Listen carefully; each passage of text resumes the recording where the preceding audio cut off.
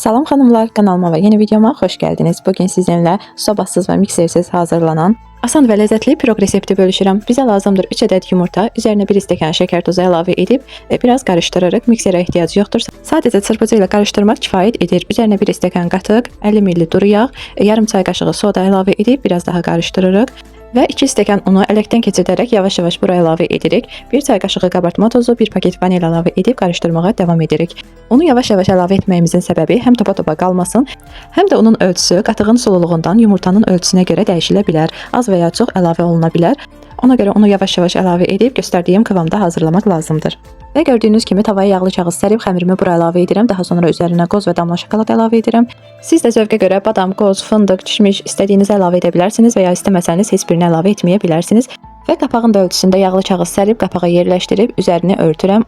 30-35 dəqiqə qapağını açmadan az xodda sobanın üzərində bişiririk. Və piroqumuz bişdikdən sonra o bir üzünü də çevirib 15 dəqiqə müddətində bişiririk. Həqiqətən çox dadlı və ləzzətli bir piroq alınır. Hazırlayan hər kəsə nuş olsun. Yeni videolardan xəbərdar olmaq üçün kanalıma abunə olmağı, fikirlərinizi mənimlə bölüşməyi və videomu bəyənməyi unutmayın. Hələlik.